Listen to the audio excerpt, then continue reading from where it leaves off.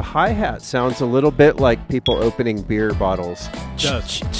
But it's sampled. Yeah. Yeah.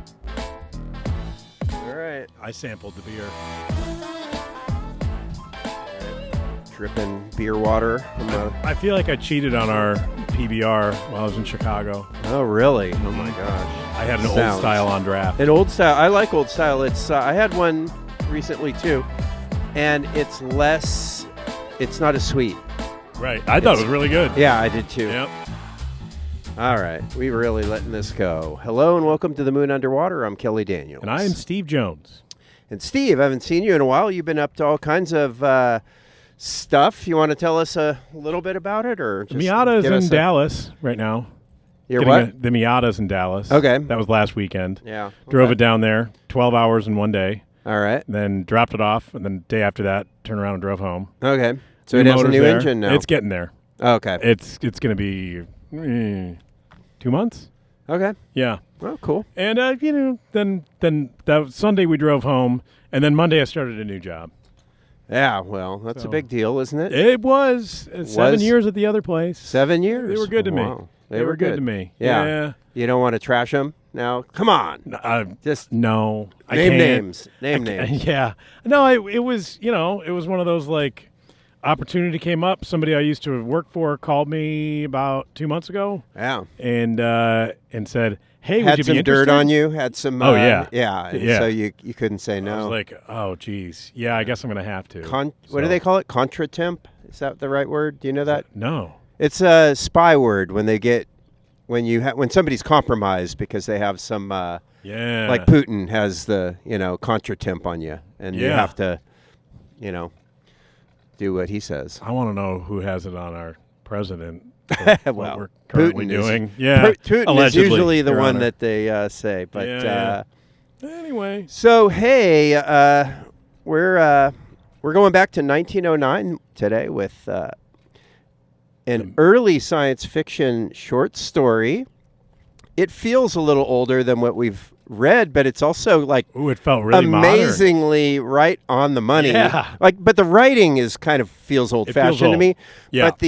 But the idea of the thing is like, wow, we're about 5 years away from that. Right. And it's called The Machine Stops by E.M. Forster. E.M. Forster, I think most people know him because he did like Howard's End and these Merchant and Ivory movies that were popular in maybe the 90s with like Anthony Hopkins. And but he wrote... if he wrote these in 1909, he didn't even know about Howard's End. Well... You mean the movie? Anyway. Yeah. Poor guy. It's true. He never saw it. Yeah. What else did he? Passage to India? Never read that, but I heard of it. Heard of Howard's End, Passage to India. Not. Anyway, he was one of those English writers from that era, and he wrote a science fiction piece called The Machine Stops. I had read it once before, and so I read it again this time, and wow. It's... seems to be coming true. It's super weird. So do you want to just get into where we're going to just, I think we could just summarize it. It's in 3 parts or 4? It's 3 parts. 3. And it's a longish short story. It is a long short story. And one of the things that I came across, and I thought this as I was reading it, I told you there was a word I used to describe it to you because we were going to record last week, and I was like, I've read through about half of it. It's very dense. Yeah, it is dense. And I felt really cool using that word. Dense. And using it correctly. You mean dense like dumb? No. Like yeah. No, wait. You thought it was dumb? Oh, no. No, I didn't. No, it is dense. It's there's a lot going on, and it just drops you into a world which all the best science fiction does. Good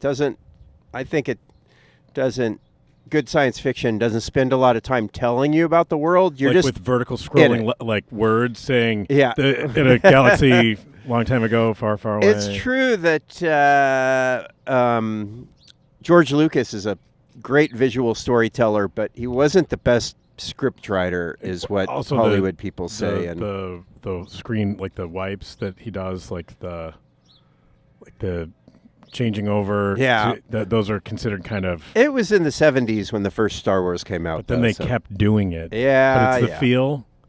Yeah. It's the feel, I guess. All right. It's all right. Whatever. I mean, and also if you watch that first Star Wars, and I saw it when I was a little kid, and it was a mind-blowing thing, and then you watch it again, you're like, it's okay. It's pretty good. See, it got better for me, I feel like, but I never really? saw it in the theater as a kid. Oh, I did. It was like the technology was just so new then that but just jaw-dropping if you're a little kid. You've never seen anything like it. But, 5 years later, everybody's doing it. Battlestar Galactica's doing it. It's just models with a camera. Right. But anyway, let's jump in. Let's get into this story. We start with a woman, Vashti, who lives in a little kind of a beehive hexagon. There it is. I drew it because I wanted to imagine a hexagon-shaped room. Steve drew it for those of you listening. And rounded off hexagon. It's not bad. That's not bad. And she doesn't really leave her little room because it's got everything. She got it all, man. She's got her screen where she can talk to people, and that's what she does all day. And a bed comes out when it's time to sleep, and she can push buttons and make stuff happen. Yeah, everything. Yeah. You don't need to go to different rooms because the rooms come to you, and food comes to you. You just order it, and it just shows up. Yep. And again, I'm not going to do this throughout our whole podcast, but just the idea that in 1909 somebody had already imagined Facebook and Amazon. Totally true. All blended together in a centralized government. Yes. And there's no difference between the I know I'm jumping right to the big point, but we might as well just start there. Because it becomes apparent within the first of several pages of 25 pages. Yeah, that's the case. It's the government is the machine. Correct. The machine delivers all your food. It gives you all your information. Did you get a sense of what Vashti did? So it's a non-payment society, right? Right. They just, if you're part of the machine, everything is taken care of. He's read some marks. Yeah, maybe, maybe so. But also Vashti is constantly talking about how incredibly busy she is. Right. Doing what? Well, I thought delivering lectures. She gives lectures, and I got the feeling that's all anybody did. Yeah. Everybody, they're all academics. It's YouTube. It is. It's Facebook, YouTube, and everybody is a influencer. But who are they influencing? Each other. Yeah, kind of. But to do nothing, really, except to give more lectures. And nobody lectures about anything that's tangible anymore.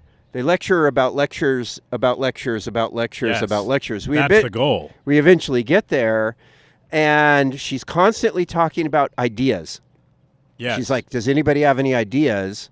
Nobody did. And nobody has any ideas. Which is good. They shouldn't have ideas, really. Not really, but I mean, I guess what she calls ideas are, I don't know. I'm not really quite sure, but they aren't, anyway. So she's in there. She's enjoying her life as far as a life like that can be enjoyed. And then she gets a call. Well, there's a line I want to jump to really quick. It's in the first paragraph, and it's describing her. And she's in an armchair. So, and in the armchair, there sits a swallowed lump of flesh. A woman about 5 feet high with a face as white as a fungus. And it is to her that the little room belongs. It's great. Yeah. It reminds me of kind of the WALL-E, Oh, totally. Like these people are absolutely not physical. They're just lumps of nothing.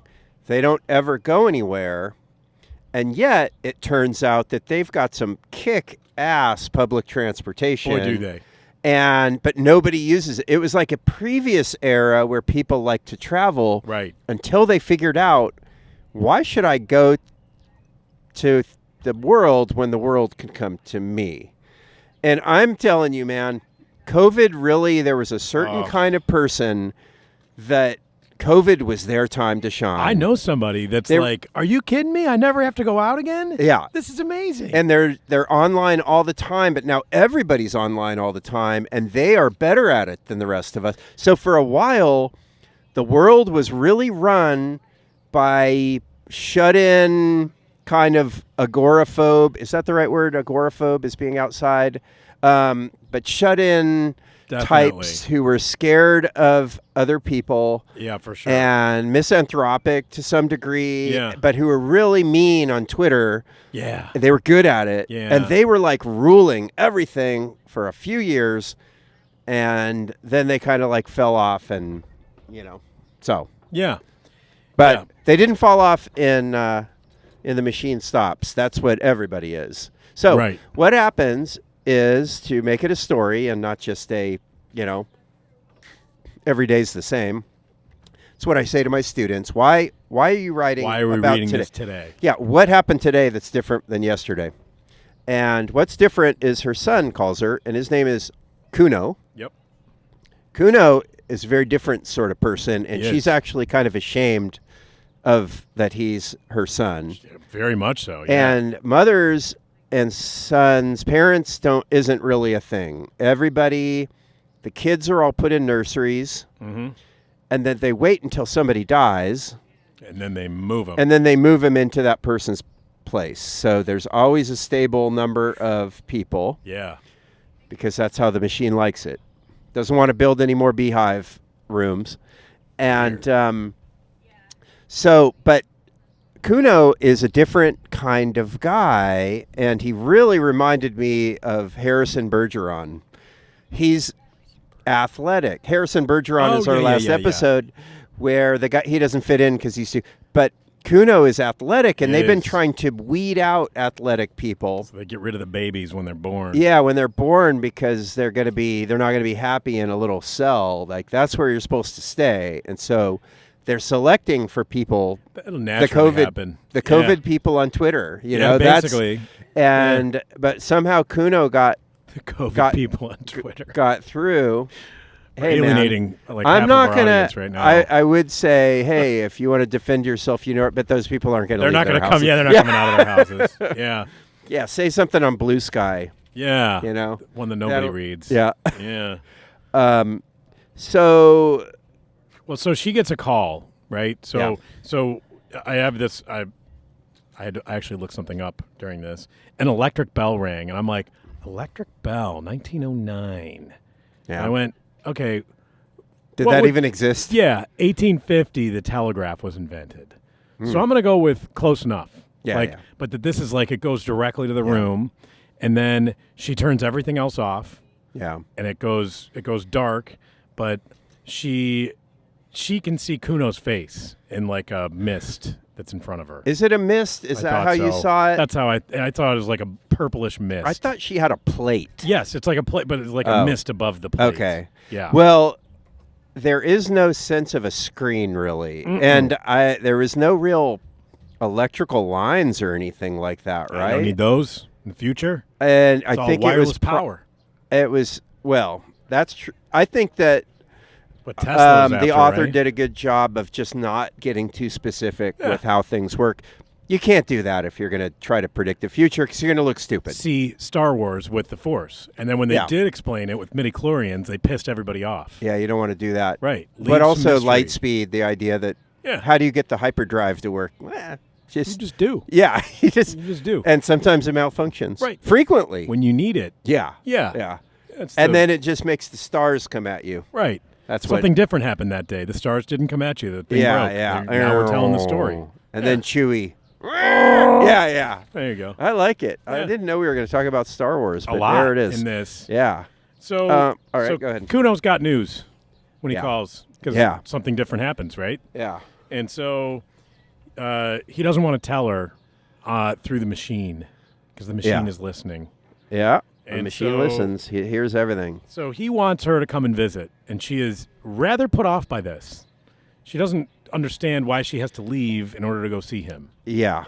And she gets a little snooty with him about it. And he also says something against the machine, right? He does. And she says, "Oh, hush. said his mother, vaguely shocked. You mustn't say anything against the machine. That is my one point where I thought, well, that definitely isn't how things are going now. Not yet. Like, everybody hates social media. Everybody hates the internet. Everybody's on it. Everybody hates the government. But everybody's on it. They are. Yeah. Is there going to be a point where we all start just loving it? Like, Mark Zuckerberg, you are our... And then he won't even be it. It'll just be Facebook. And we start worshiping it. And how dare you? Adversarial now. I think it's cool to say you don't like it, even though you're always on it. Fair. I think. Do you do social media? Yeah. I do now because of this. Yeah. I wasn't for I didn't go on Facebook ever. I use Messenger. But and then send somebody's messages? like, "Are you on Instagram?" Yeah. Yeah. Are you on Instagram? I'm like, "No." Why would I? Yeah. And now I'm on Instagram too. Pictures. Fuck. You get to see pictures. I know. I don't hate social media. I just don't. Yeah. I'm not gonna. I don't need to get like a feed filled with I feel like negative everything. Gosh. If anybody that posts anything political on Facebook, like immediately I'm like, okay, I'm out. Yeah. Like, I don't, and that's either side. I really don't care. I just don't like. Yeah, that's not the show right. me pictures of puppies. It's Like not that's the a right lot time. better. Yeah, but now even the pictures of puppies are more often than not AI. They're all AI, and it's Yeah, annoying. and it's stupid, even though it's like, you're looking at cute pandas and stuff, but then you see one where the panda does this thing and it like smiles at the person and it's just too perfect. Yeah. And you're like, oh, so just actual pandas weren't cute enough. Right. Now you have to make them and they're fake. And then I don't want to worse. look at pandas anymore because I just assume they're all AI. They are all. So AI. I don't know. So pandas are a lie. Yeah, That's pandas are. it. Remember the birds aren't real movement? No. Oh, it was when the idea of conspiracy theories was really picking up. It was like, it wasn't just like your weirdo friend that believes in Bigfoots. It was like when everybody started people started getting alarmed, like QAnon was starting to rise. This one college kid starts this movement called Birds Aren't Real. They're surveillance robots. And he just started doing it. Maybe he's onto something. He was just joking, but he never he never broke character. He just not. And then he got all these people. He's selling T-shirts and bumper stickers, and tons of people were into it, in on the joke, and then there were tons of people who just totally believed that all birds aren't a real thing, that they're all just government surveillance cameras, and so I thought it was clever. something more from the Portal video game, which is the cake is a lie, and I don't know it was what a that joke that was like in the game that. Apparently, the creators of the game afterwards were like, please stop saying it. It's really stupid. It was a stupid joke in the game. Yeah, and then it gets stupider the longer. And it gets dumber, like 6, 7. That's only getting dumber. Yeah. Yeah. So My students don't do 6, 7, but they do this. they do that. Yeah. Yeah. If you're not watching it, we did the 6, 7 thing. We did the one thing. Yeah. The one thing. Okay, so Kuno is very different, and then his mom has to come visit him, and he lives across the world. He does. And she's like, this is such a major fucking pain in the ass. And she's going on an airship. Yeah. So I looked it up. Yeah. Do you know when flight was invented? When? I think it was 1902. Airplane flight, right? Yes. Yeah, but this is more of a It's like dirigible. a blimp. Yes. Blimps were around A before the Zeppelin of the lead variety. So she's on a Zeppelin. So she leaves her little apartment and goes down a hallway. Oh, so she was terrified to go out into. She hates going everywhere, and then she goes to a platform where the train shows up. Or is it right? Does she go right to the I airship? think she goes right to the airship. So the airship just picks you up right outside your Wherever house. the fuck you are. And nobody's on it. Right. They hardly are used anymore. Because why would you want to go anywhere? And so, but there's a few people out, and she's horrified to see other people. She is. And she's disgusted by them as they are disgusted by her. And there's somebody that works on the airship. Which is weird. I didn't quite understand why they have, but she said that she's coarse because she frequently sees other people, so she doesn't. Right. Like and she touched someone. She touched her on accident, and some guy dropped his book. And the only Yeah. book they have is the Book of the The Machine, machine. Yeah. which is a stand-in for the Bible, right? It course. becomes a holy thing. And a guy drops his book, but he can't pick it up because everybody's so useless. And everybody's like panicking because he dropped the book. And they don't know what to do. It's Yep. so pathetic. And then she doesn't get one of the better cabins. And she's like outraged. Like She is. She felt like, let me see if I could find it. Well, first, before we get there, I guess I'll talk about this part. They talk about the past when people used to go places, but then they found out that you could almost get the same thing by just seeing it on TV, and so it's kind of good enough and easier. And so they're going for convenience more than quality, I suppose. Yeah. And I want to find. She becomes such a baby. Let's see. Oh, and by this time, there's no reason to travel because everywhere looks exactly the same. Right. The whole planet, it says, thanks to science, the Earth was exactly alike all over. There's no reason to, Yay, Peking science. is the same as Shrewsbury. And men seldom moved their bodies. All Yeah. unrest was concentrated in the soul. And so nobody wants to travel because there's no reason to travel, but also nobody wants to leave their house. They're too lazy. Let's see. The man in front dropped his book. Yeah. No great matter, but it disquieted them all. In the rooms, if the book was dropped, the floor raised it mechanically. That's great. But the gangplank of the airship was not so prepared, and the sacred volume lay motionless. They stopped. The thing was unforeseen, and the man, instead of picking up his property, felt the muscles of his arm to see how they had failed him. Then someone actually said with direct utterance, "We shall be late," and they trooped on board, Vashti treading on the pages as she did so. Ooh. And then later, some cabins were better than others, Yep. and she did not get the best. She thought the attendant had been unfair, and spasms of rage shook her. It was great. Inside, her anxiety increased. The arrangements were old-fashioned and rough. Oh, my Yeah, gosh. You can go wherever you want. And I swear to God, I feel like every day we are getting closer to her. I feel like People I bitch are- about riding in coach going to Europe, and I'm like, no, Yeah. that's too far. I'm not Well, doing that. Yeah, Well- it's true. Flying on a plane is in coach is kind of a bummer, as if I She has her fly own anywhere room. else. Yeah, she does have her, but it'll keep getting easier and easier, and we'll get, instead of us just getting happier and happier, we just get whinier and whinier. I think Yeah. is how That's what how it's that like. happens. Yeah. And I just love that she shook with rage that she had been treated unfairly. I like that they're trying to keep pace with the sun with the airship. Yeah. And then she doesn't want to look out the window, Right. because there's no ideas out there. Nothing. She's looking at the Himalaya mountains. She's like, "There's no There's ideas no there." ideas there. And she's closes her curtains, but the curtain, It's broken because she's in a jank-ass room yeah, it's got one little chink of light coming through, and from a star. it's just too much for her. Right. She can't take it. She doesn't want the sunlight to hit her, man. Yeah. And she's just having a hell of a time visiting that no account son of hers that she wished she'd never had. And so she finally, There's a little hint, foreshadowing, and so I these cover the window, please. She calls the attendant. These mountains give me no ideas. I just thought that was so funny. give me no ideas at all. And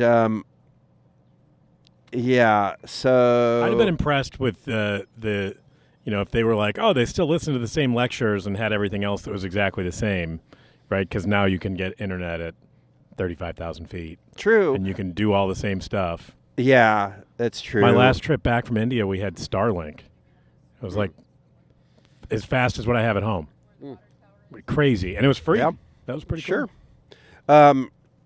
Free-ish. I still don't know why some people have to be attendants. I guess there's still an underclass, right? It's not like everybody's equal, not like Harrison Bergeron. Okay, so this section 1, ends with, did I tell you what the title of section 1 is?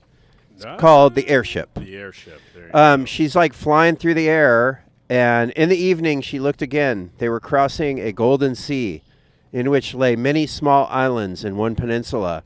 She repeated, "No ideas here," and hid Greece behind a metal blind. I think that's a joke. It's no ideas in Greece, the cradle Right. of Western civilization. absolutely. Like Nice. everything that we... Good catch. Yeah. Okay, so part 2 is called The Mending Apparatus, which I think would be a pretty good name for a band. Oh, it would be. Mending Apparatus? Even anything with apparatus is going to Yeah, be good. apparatus is a good word. Yeah. And mending. Right.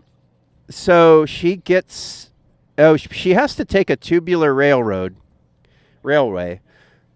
And she finally gets to Kuno. Not I do wonder why didn't Kuno go to her house, though? He's a lazy fuck. If she's such well, no, because he's got to show her the thing. the thing. We're getting to. Okay. All right. So she shows up at her son's place, and he is awkwardly athletic. He's not like a blob of flesh. He's sort of jacked for these people, even though. And she's really pissed off because she says, "My time is too precious." Let's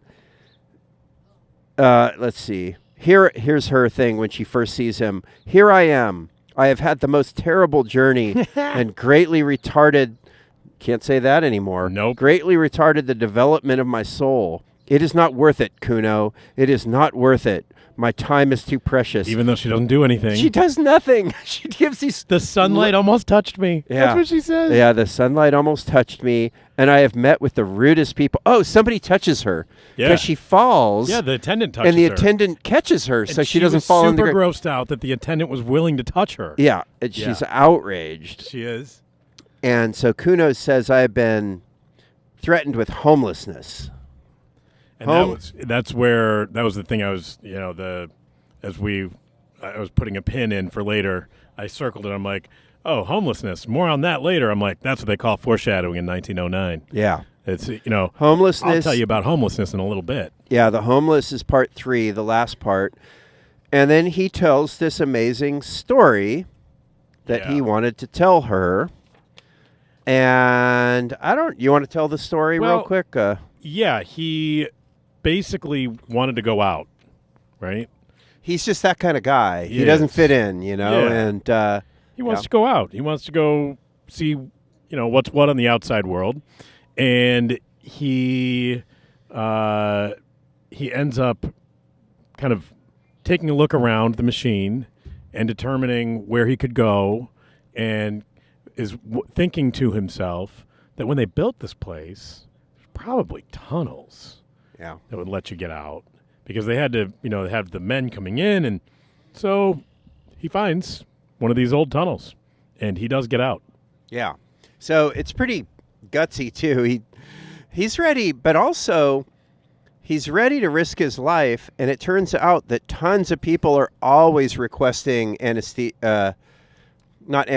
euthanasia. Yeah. Like, this is like everybody seems happy, but they all want to die. Actually, nobody's happy. They're all just, but you have to put in a request to die, and only when they have like a baby from the nursery that's ready to take your place are you allowed to get euthanized. And it even says that Vashti frequently wants to get euthanized when one of her lectures doesn't go well.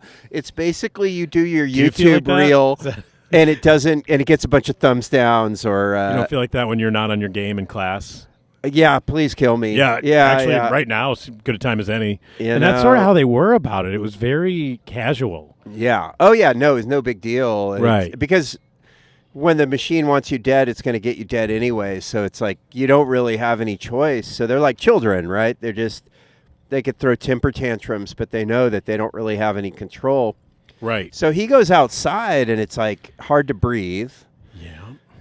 And he has a respirator that comes off, and it's very complicated. But some of the air from under. So they live underground. Yeah.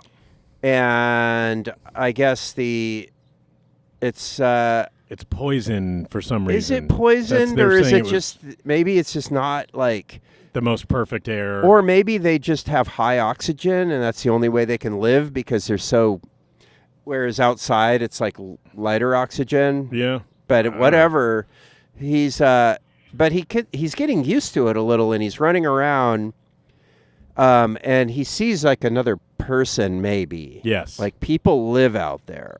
That's Yep. why I think it's not poisonous. I think it's just these people are too wimpy. They need special air because they've been. Have you seen? Have you heard of Silo? There's an Apple TV series. Yeah. There's got to be a book. That might be one we need to put on our list because it's this. Like I was like, oh, They all live in a silo. They live underground in a silo in like a bunker, right? That is basically this kind of setup, not exactly, but it's similar. And outside is poison, and you shouldn't or can't go outside. And anyway, I'd like to read it if there's a book. Yeah. You can throw it on Silo. All right.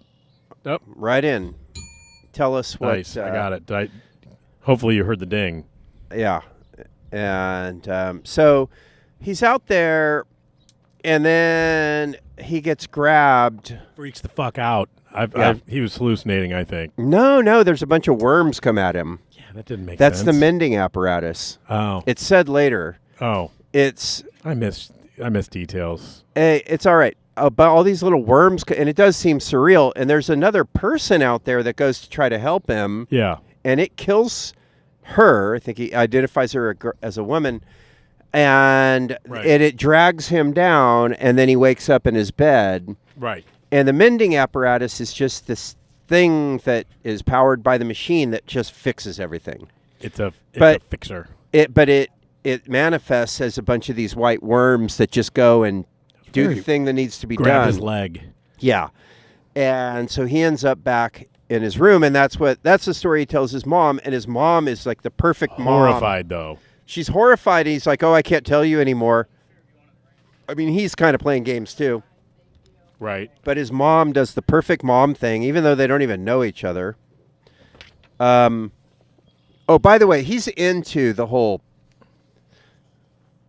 outside thing. He's like, he's feeling it. He wanted to go, and he's feeling the great outdoors. He was doing this. He said, and so I exercised my arms. Day after day, I went through ridiculous movements until my flesh ached, and I could hang by my hands and hold the pillow of my bed outstretched for many minutes. So he had nothing to lift up, but so a he's pillow. just doing some very simple exercises in order to be able to go outside. Like he was digging it. And here's what he says when he's outside. Let's see. The sun had very nearly slipped out of the sky by this time, and I could not get a good view. You, who have just crossed the roof of the world, will not want to hear an account of the little hills that I saw, low, colorless hills. But to me they were living, and the turf that covered them was a skin, under which their muscles rippled. I think that's pretty cool. It is, and he's getting ideas from it. He definitely is. She looks at the Himalayas that are certainly more than hills and has zero to say about it. There's no ideas here. No ideas close here. the door. Right. I wrote something about the alignment problem is what AI people talk about. I don't know if you've heard it phrased that way. The alignment problem is what if the AIs are not aligned, their goals aren't aligned to our goals. Yeah, well, they're not. Yeah.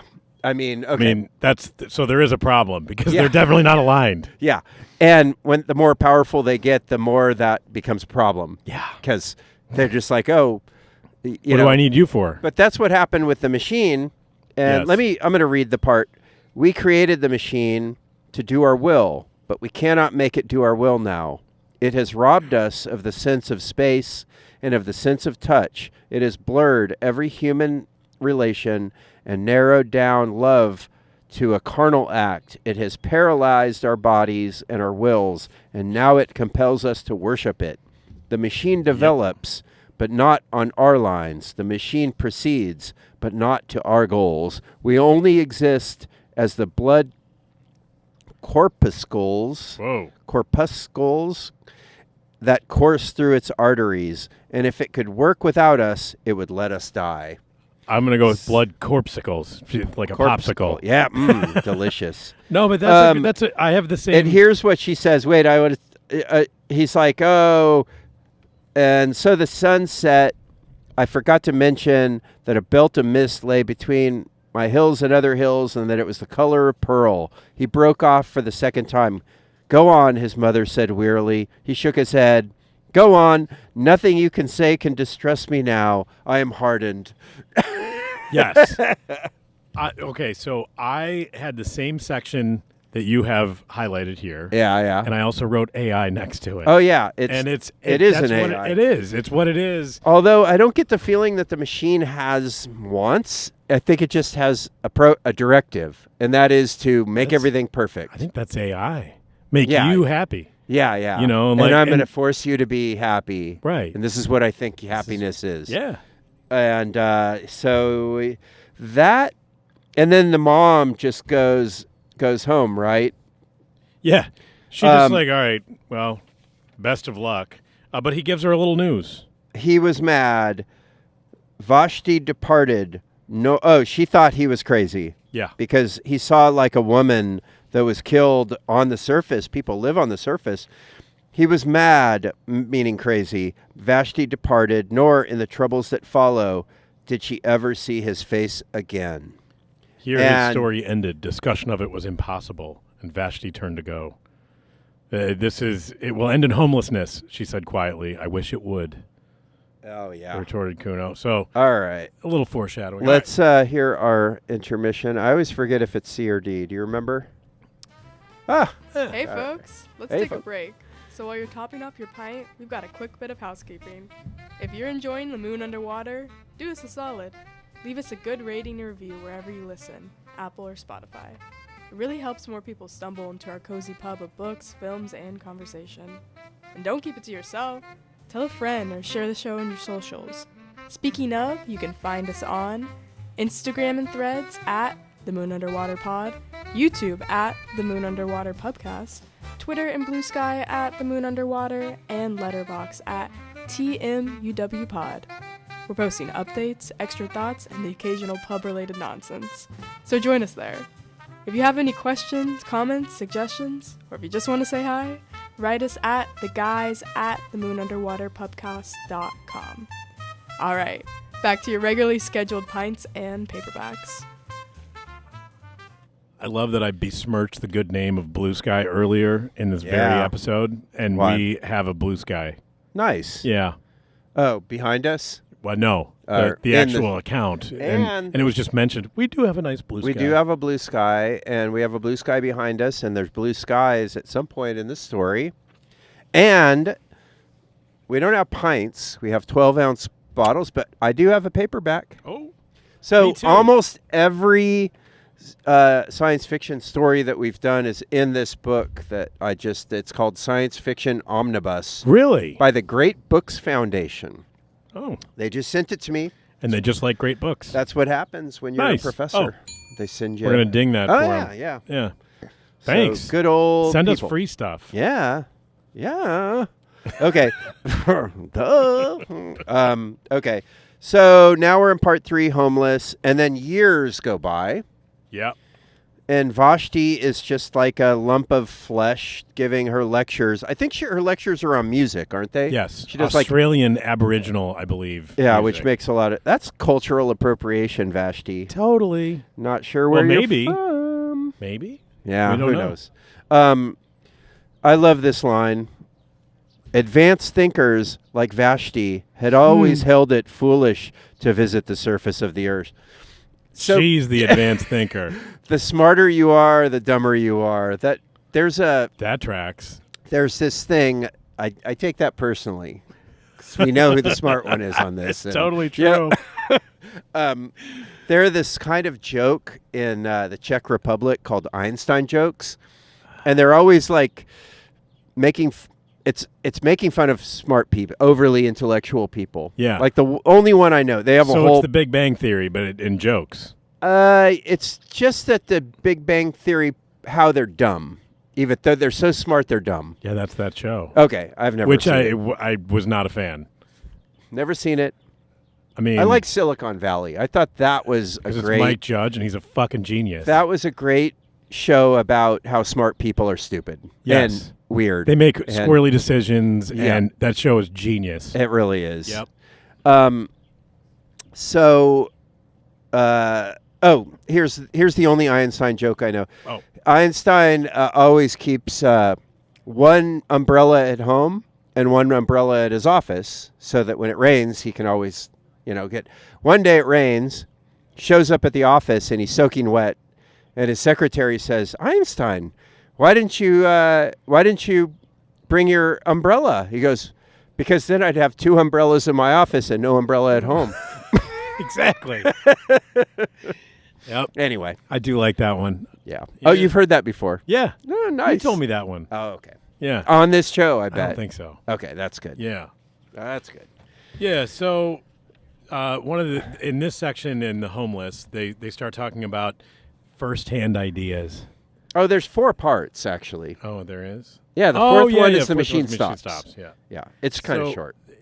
So, beware of firsthand ideas. Yeah. And so, what they wanted to do was to get as many levels between the a primary source and then 10 people reporting on that Yeah. thing, and then that would distill it enough Yeah. to make it so that everybody could consume it. Yeah. Yeah. There's this French philosopher called Baudrillard Whoa. who wrote a book, I believe. I haven't read the book, but I've read some of the articles within it, called Simulation. You should just say you read it. Or maybe it's called Simulation and Simulacrum. Oh. But the simulacrum is the copy that has no original. And he was totally about how the point at which we're in, postmodern world of the 1980s, 1990s, was one in which we are so far away from original sources of knowledge that we're dealing with copies of copies of copies of copies. Oh, yeah. Which become so. The way it was easy for me to understand, especially the simulacrum, is Disneyland has the nostalgic Main Street, but it's a copy of something that It's a never copy really of- yeah, it's a that copy never of really something else. existed. Yeah, right. Yeah, it's just an idea Yeah. that became a thing because we wanted to believe it, even though it never really existed. Ooh. But anyway, simulation, this idea of simulation and simulacrum is a postmodern idea that we're getting so far away from material truth. Yeah. And almost some of it even celebrates it. And David Foster Wallace was actually into this kind of... Good old David Foster Wallace. We haven't talked about him in a while. Yeah. He was into this kind of idea and a critic of it. A critic of the idea that everything is so phony that it's not even a phony in itself. It's a fake of a fake of a fake. Yeah. And we're just getting lost in So falseness. there's- Layers and layers of falseness. There's news places, news sources. Don't even know if I'll call them that, but they'll pick up. Somebody has made a Twitter post or a Yeah. Facebook post. It's like, oh, then this is true, and then a bunch of places then report on the same thing because and they it's been cite reported. each other Yes. as the authority. Oh. And it's like, it's a circular kind of thing. That's what's happening here. Yeah. He called it. He totally did. So it's a scholar is talking about how the firsthand account of something is just laughably not worth anything. It's you need the more layers of different accounts or takes on it. Everything is the opinion column, right? Okay, so let me read it. Yeah, do. Through the medium of these 10 great minds, so the 10 different layers you're going to go through. Yeah.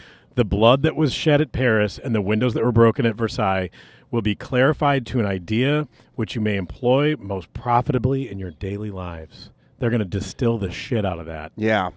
And they say that the French Revolution, you shouldn't think about it in terms of what it meant then. Right. You need to think about it and what it means if the machine were running everything, Right. which is just like makes no sense whatsoever. Right. Like, and particularly when the machine is about to break down. Yes. All right. Yeah, that's a great. Yeah, if you like postmodern theory and you like playing around with this kind of stuff, this first page of part 3 is you're gonna get a whole paper out of it. I didn't think there was a lot more in part 3, to be honest. Like, yeah, what the else? First part. What else goes on? Let me look through my. I know it's so. I'm like, hold on. Let me. I feel like I need a. It's he really goes on a lot about the French Revolution, and okay. And then they start to talk about the breakdown, but. Let me read this part because I made some notes about society and the invisible hand of, which is like the free market. Yeah, I was going to say that's Adam Smith, right? Yeah. No one confessed the machine was out of hand. Year by year, it was served with increased efficiency and decreased intelligence. The better a man knew his own duties upon it, the less he understood the duties of his neighbor. And in all the world, there was not one who understood the monster as a whole. Those master brains had perished. They had left full directions, it is true, and their successors had each of them mastered a portion of those directions. But humanity, in its desire for comfort, had overreached itself. It had exploited the riches of nature too far. Quietly and complacently, it was sinking into decadence, and progress had come to mean the progress of the machine. So I guess what I'm getting at is nobody understands the machine anymore. Right. Originally people did, and I think when I connected that to the economy is I was just thinking about when the housing crash happened and the Great Recession. Why. Nobody understood all of those complicated financial things that they were making. Except for the guys making zillions of dollars on it. And even then they didn't get it. I don't think they understood it, but also AI. None of the people that make AI understand That's what I was going to say. That was my next comment. Yeah. They don't understand. They're like, well, how's it doing it? It's like, and well, why? I don't really know. They don't even know why it's doing it, right? They do not know why it's why it's lying, why it's. I just heard about whatever Anthropic's latest Mythos. Is that what it's called? I think so. Is it Mythos? Something like that, which they're not allowing out into the public because it's too sketchy. But it broke out of its training thing onto the internet, and it just emailed some computer scientist while he was like having a sandwich or something somewhere, and he was like, oh shit. And it's like they put it in a box and doing said, shit. You're not on the internet, find your way out, and it did. Okay. And so they wanted to see if it could do it. Yeah. Okay. It's Opus 4.7 right now is the latest released, and the other one's not released. Right. And it's I've heard crazy things. There are claims making the rounds that they have achieved artificial general intelligence at Anthropic. So well, that one is pretty scary in that it has found that all of every single software we've ever made has got holes all through it, but no human has been smart enough to find it. Even like the supposedly most secure, like the whole purpose of a software is that it's a security thing. Right. This thing found holes in it like instantly. And who was the CEO? She's in prison, Elizabeth something. I know who you're talking about. She, from her prison cell, tweeted, take everything offline, change your passwords, remove yourself from the internet, basically, because it's all going to be fucked in a year. You know what you shouldn't do? Don't unsubscribe from the moon underwater. You should resubscribe. The moon underwater is never going to... we're never going to succumb to the machine. What are we going to not do? I'm not even sure what we're not going to do because I'm not sure what we're going to do, but we're not going to succumb to the machine. We'll bow to the machine. Yeah. What else? We won't mean it. No. Clearly. We'll save our skin, that's for sure. Oh, definitely. All right. So what else in this chapter. I thought it was kind of funny. I thought it like really casually. We find out that Vashti did not mind. We're talking about homelessness. Homelessness means you're kicked out of the underground world, and then it's assumed you just die. Basically, and they put you on the surface, and you die there. After an unsuccessful lecture, she would sometimes ask for euthanasia herself. But the death rate was not permitted to exceed the birth rate, and the machine had hitherto refused it to her. Oh well. Yep. Yeah. Tough shit. Guess the machine said I can't die yet, so I'll just keep going. I like what I think who is she talking to? Oh, but then the machine starts falling apart. Is that what's happening by this point? I want to talk about that. All right, let's do it. Time passed, and they resented the defects no longer. So the things that are going wrong, right? And the defects that had not been remedied by but the human tissues in that latter day had become so subservient that they rapidly adapted themselves to every caprice of the machine. The sigh at the crises of Brisbane Symphony no longer irritated Vashti.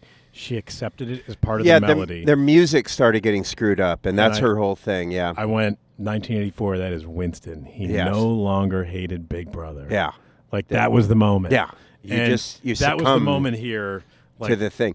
Most of the way through the story. But one thing does finally cause the revolt, and that's when the bed stopped working. Yeah. It's like for no real reason. Could you imagine if your bed just disappeared? I guess that's a good reason, but I mean, there's all the different things that you could, kind of like get pissed off about. Yeah.